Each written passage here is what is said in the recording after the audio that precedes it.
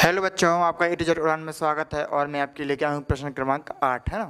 प्रश्न क्रमांक 8 इसमें बताया गया अधिकार एवं उत्तरदायित्व के बारे में अंतर लिखना था। तो अधिकार आपको पता ही होगा, अधिकार किसे कहते हैं ना, और उत्तरदायित्व किसे कहते हैं। अधिकार तो जो अपन स्वयं के द्वारा ही कार्य की जाने वाली शक्ति को ही अधिकार कहते हैं, जबकि जो उत्तरदायित्व होता है अपन किसी को जो कार्य सौंपते हैं उसको उत्तरदायित्व कहते हैं ना। तो आइए अपन इसकी हेडिंग लिखते हुए चलते हैं। तो अगर पहले की बात करें तो, है ना, क्या होता है अधिकार। अधिकार जो होता है, अधिकार का अर्थ, अधिकार का जो अर्थ होता है, अधिकार का अर्थ होता है, अर्थ है निर्णय, निर्णय लेने की जो शक्ति होती है, निर्णय लेने की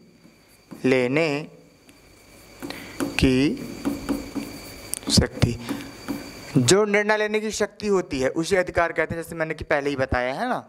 और उत्तरदायित्व होता है जो कि अपने सौंपे गए कार्य को पूरा करता है। उत्तरदायित्व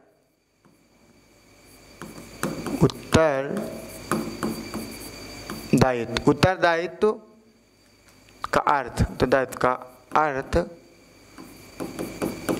सौंपे गए कार्य को पूरा करना है ना।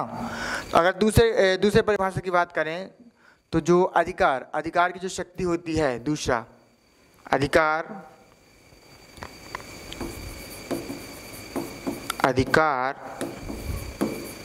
वह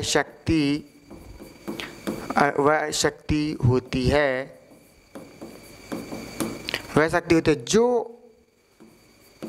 जो अधीनस्थों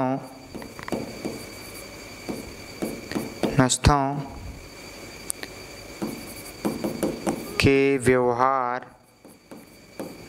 को प्रभावित करती है, व्यवहार को प्रभावित करती है। अधिकार बच्चों दूसरा पॉइंट में बताइए, अधिकार वह शक्ति है ना। अधिकार ऐसी शक्ति है जो कि किसी अधीनस्थ, मतलब कि जो अधिकारी तौर पर जो कार्यरत होते हैं उनके व्यवहार को प्रभावित कर सकती है, मतलब उनके भी कार्य को ये रोक सकते हैं या हटाने की शक्ति रखते हैं, उसको अधिकार कहते हैं। जबकि जो उत्तरदायित्व होता है, उत्तरदायित्व का ऐसा होता है व्यक्ति द्वारा, है ना, व्यक्ति द्वारा अपने कर्तव्य को पूरा करना। तो जो उत्तरदायित्व होता है, उत्तरदायित्व की शक्ति की बात करें तो उत्तरदायित्व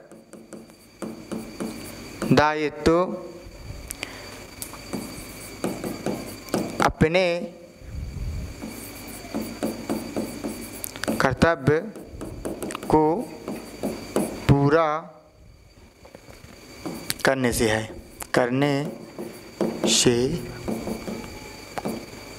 पूरा करने से है ना। अगर तीसरे पॉइंट की इसकी बात करें तो अधिकार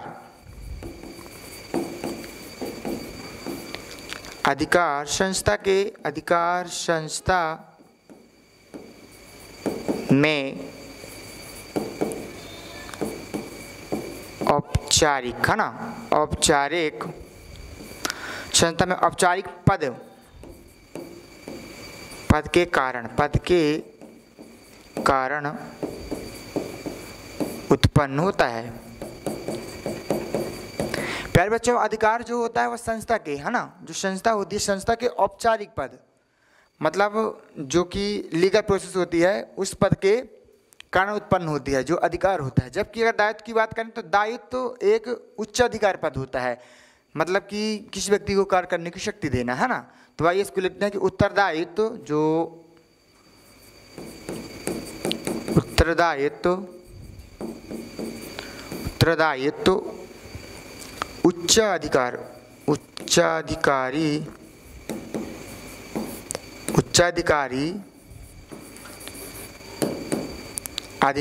उच्चाधिकारी अधीनस्थ संबंध से उत्पन्न होती है, संबंध से उत्पन्न होती है। बच्चों चौथा पॉइंट की अगर बात करें तो चौथा पॉइंट होता है अधिकार का प्रत्यायोजन होता है ना। अधिकार का प्रत्यायोजन किया जा सकता है। अधिकार का प्रत्यायोजन किया जा सकता है, किया जा सकता है। जबकि उत्तरदायित्व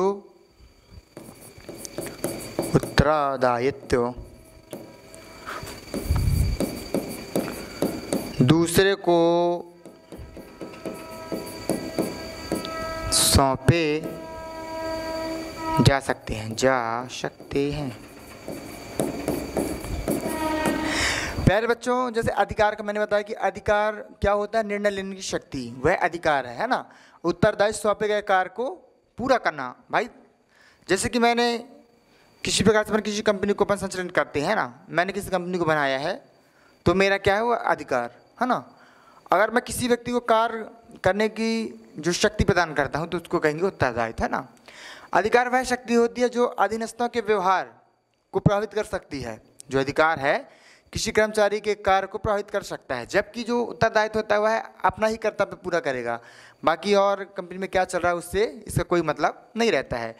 अधिकार संस्था में औपचारिक पद जो होते हैं संस्था में, उसके कारण उत्पन्न होता है। जो औपचारिक पद जो कि लीगल प्रोसेस जो नियम बनाए जाते हैं उसके द्वारा अधिकार दिया जाता है, जबकि उत्तरदायित्व उच्च अधीनस्थ पद है ना किससे संबंध से होता है। मतलब कि किसी व्यक्ति को किस प्रकार से अपन कार्य दे सकते हैं, किस प्रकार से व्यक्ति कार्य करेगा, उसकी इस प्रोसेस के अनुसार इसको किया जाता है। जबकि अधिकार चौथे पॉइंट की बात करें तो अधिकार प्रत्यायोजन की जा सकती है। अधिकार जो है प्रत्यायोजन की जा सकती है। प्रत्यायोजना मतलब कि किसी और व्यक्ति को भी अपन अधिकार के तौर पे अधीनस्थ कर सकते हैं, जबकि उत्तराधिकार दूसरों को अपन सौंप सकते हैं। भाई अगर मान लीजिए अगर कोई व्यक्ति कार्य नहीं कर रहा है ना, तो अपना उत्तरदायित्व जो है अपन दूसरे व्यक्ति को भी दे सकते हैं कि भाई ये कार्य नहीं कर पा रहा तो आप भी इसको कर सकते हैं ना।